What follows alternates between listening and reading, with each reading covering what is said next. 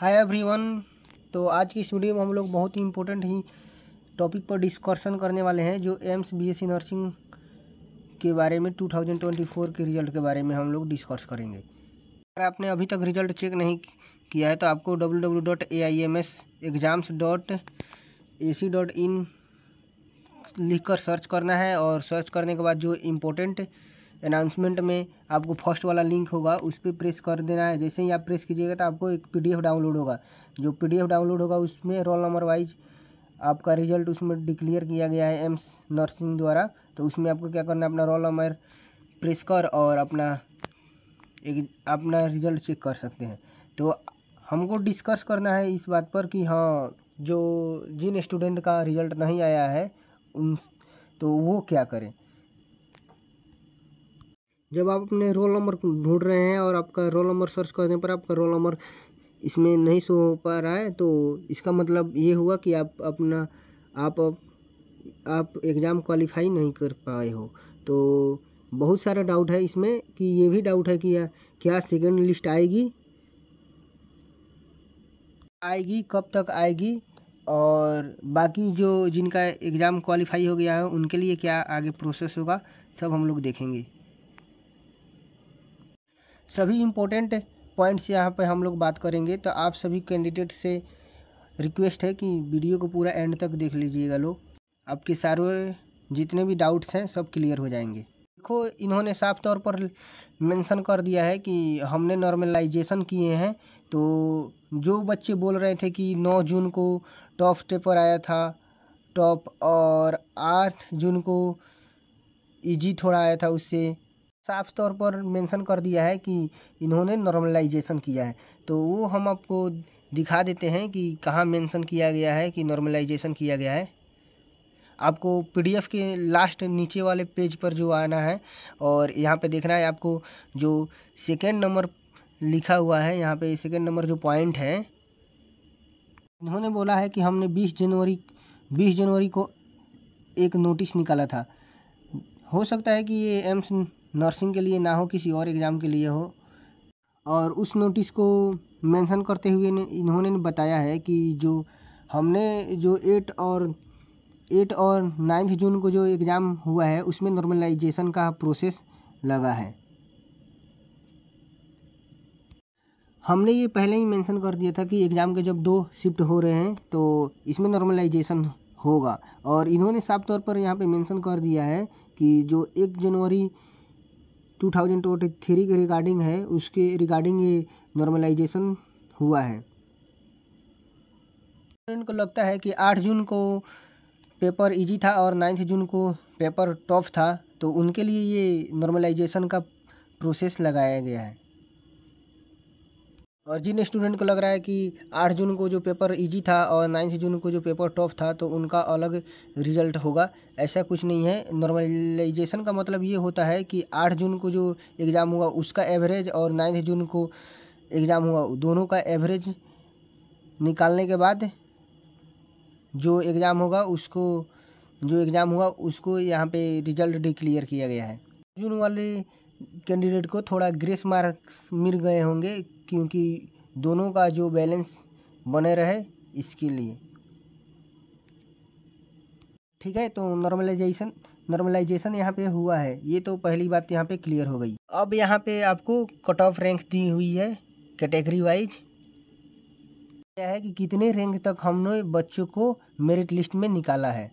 यूआर मतलब जनरल, जो first round के काउंसलिंग में 6391 स्टूडेंट एलिजिबल होंगे, जो कि फर्स्ट राउंड के काउंसलिंग में इन्होंने मेंशन किया है।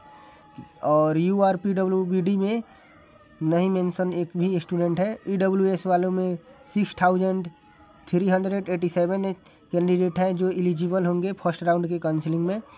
और EWS PWBD में 5496 कैंडिडेट एलिजिबल होंगे।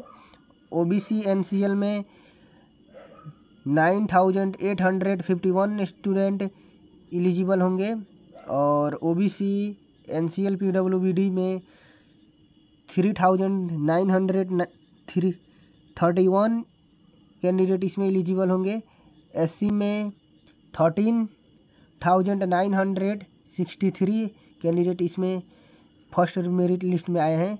और जो SC PWBD में है उसमें 7,728 कैंडिडेट एलिजिबल होंगे।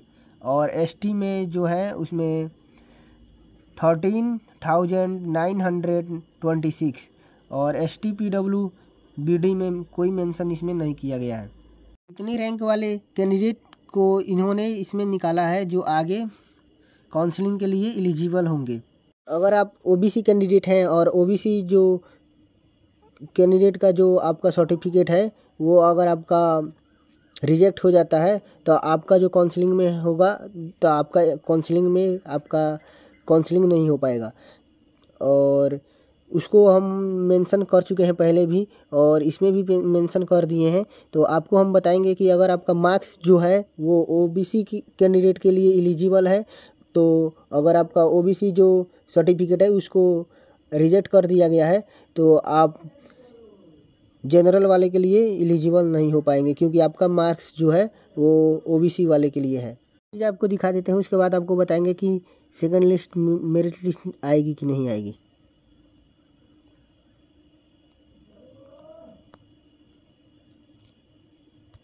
देखो यहाँ पे मेंशन भी कर दिया गया और प्रोविजनली क्वालिफाइड कैंडिडेट, यानी यहाँ पे जो पैराग्राफ सेकंड नंबर पैराग्राफ इसको पढ़िएगा तो इससे आपको पता ये चलेगा कि जो आप OBC कैंडिडेट है तो OBC कैंडिडेट का जो कट ऑफ है वो उनको क्वालिफाई करने के लिए 45 मार्क्स चाहिए और जनरल वाले के लिए 50 चाहिए। तो अगर आप 46 आपका मार्क्स आ चुका है तो आप OBC से तो आप तो क्वालिफाई कर चुके हैं, लेकिन अगर आपको 46 मार्क्स आया है और आपका जो सर्टिफिकेट है OBC जो सर्टिफिकेट है तो रिजेक्ट कर दिया गया है तो आपका जो काउंसलिंग नहीं हो पाएगा क्योंकि जो जनरल वाले हैं तो उनके लिए तो 50 मार्क्स चाहिए आपको काउंसलिंग के लिए। तो यहाँ पे मेंशन कर दिया गया है साफ तौर पर, यानी जो सेकंड मेरिट लिस्ट है वो नहीं आएगा। यहाँ पे मेंशन कर दिया गया है कि जो जनरल वाले हैं जनरल वाले को 6,391, इसमें ऐसा बात नहीं है कि पूरा जो कैंडिडेट है इसमें पूरा जनरल वाले हैं, लगभग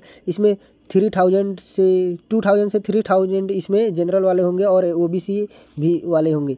तो यहाँ पे जो मेंशन कर दिया गया है, पहले ही मेंशन कर दिया है एम्स BSc नर्सिंग वाले लोग कि जिसका अगर आप जनरल वाले हैं तो आपको 50 मार्क्स यहाँ पे एलिजिबल है। अगर आपका काउंसलिंग कराने के लिए तो आपका अगर 50 मार्क्स आ जाएगा तो आपको PDF में आपका नाम दे दिया जाएगा कि काउंसलिंग के लिए आप एलिजिबल हैं।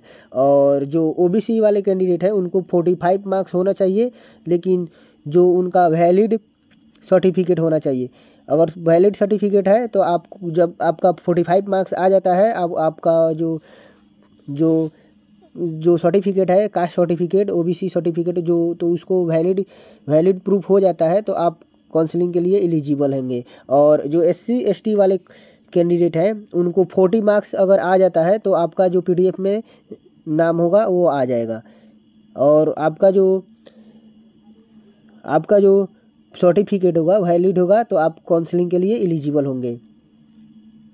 जो सर्टिफिकेट अपलोड करना है वो EWS वाले कैंडिडेट और OBC कैंडिडेट वाले को अपलोड करना है, बाकी सब कोई अभी आराम करोगे लो।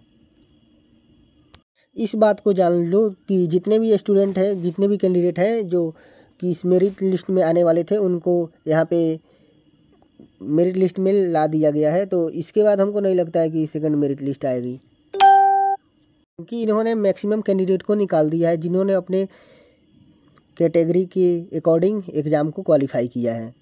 जिन कैंडिडेट का मार्क्स 50 होगा वो 6,391 में इसमें उन कैंडिडेट की इनकी नाम होगी PDF में, और जिनकी 45 होगी उनका भी होगा और 45 होगी उनकी भी होगी, और जिनका 40 होगा 40 एबव SC ST वाले को उनका भी होगा।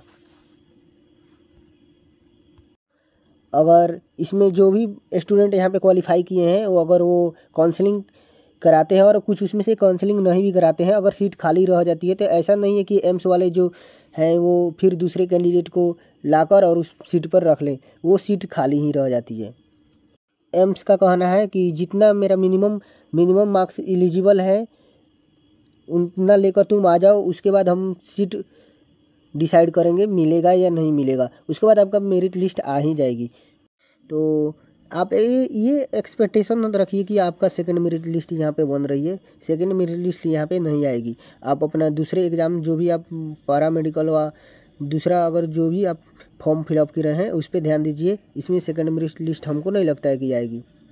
ओबीसी यानी एनसीएल सर्टिफिकेट और जनरल वाले कैटेगरी के ईडब्ल्यूएस सर्टिफिकेट जो हैं उन दोनों को, तो वो 19 जून से लेकर और 22 जून तक अपलोड करने का यहाँ पे डेट मेंशन किया गया है। तो यहाँ पे आप लोग अपना जो ओबीसी कैंडिडेट वाले हैं एनसीएल सर्टिफिकेट और जो जनरल कैटेगरी के हैं वो ईडब्ल्यूएस को अपना जो सर्टिफिकेट है वो जल्द से जल्द 19 जून और 22 जून के बीच में अपना सर्टिफिकेट अपना अपलोड कर ले। अगर ऐसे कैंडिडेट हैं जो अपना सर्टिफिकेट अपलोड नहीं कर पाते हैं तो उनको जनरल कैटेगरी में माना जाएगा। जनरल कैटेगरी में तभी आप एलिजिबल होंगे काउंसलिंग के लिए कि जब आप जनरल कैटेगरी का कट ऑफ यानी 50+ आपका मार्क्स आया होगा।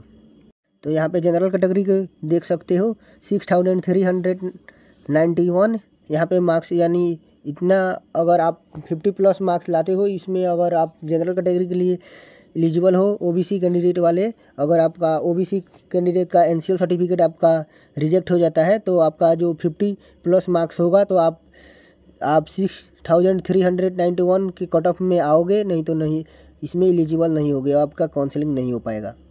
आप अपना सर्टिफिकेट पूरा ध्यानपूर्वक और केयरफुली अपलोड कीजिएगा कि ब्लर नहीं आए। अगर आपका ब्लर भी आएगा तो उसमें आपका सर्टिफिकेट जो होगा उसको रिजेक्ट कर दिया जाएगा, और रिजेक्ट करने के बाद आपको जनरल कैटेगरी में यानी जनरल कैटेगरी 50+ आपको उसमें मार्क्स अगर आया रहेगा तो आपको उसमें काउंसलिंग के लिए आपको एलिजिबल लिया जाएगा, नहीं तो नहीं होगा। और ईडब्ल्यूएस वाले और ओबीसी कैंडिडेट वाले को एनसीएल सर्टिफिकेट अपलोड करना है, 22 तारीख तक इसका डेट है। तो जल्द से जल्द अपना सर्टिफिकेट अपलोड कर ले, और जो सर्टिफिकेट अपलोड कर लीजिएगा वो क्लियरली कीजिएगा, उसमें ब्लर किसी भी तरह का नहीं होना चाहिए, नहीं तो आपको रिजेक्ट करके जनरल में आपको डाल दिया जाएगा।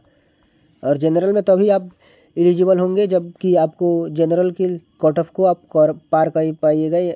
अगर नहीं पार कर पाइएगा तो आपको काउंसलिंग के लिए एलिजिबल नहीं होगा, आपको काउंसलिंग के लिए नहीं ले पाया जाएगा। यहाँ पे बहुत सारे स्टूडेंट पूछ रहे थे कि जनरल कैटेगरी वाले कहाँ स्टूडेंट हैं। तो यहाँ पे आपको हम बता दूँ कि यहाँ पे जो भी मेंशन किया गया है, यहाँ पे ओबीसी वाले ओबीसी कैंडिडेट हैं और एससी वाले एससी कैंडिडेट हैं, और जो यहाँ पे मेंशन नहीं किया गया है जो रिक्त स्थान है यहाँ पे, तो वो समझ जाइए कि वो जनरल कैटेगरी वाले हैं। यहाँ पे देख सकते हैं आपको।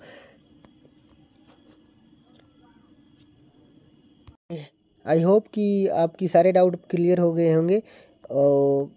Okay, thank you, have a nice day. मिलते हैं नेक्स्ट अगले वीडियो में, तब तक के लिए बाय, टेक केयर गाइज।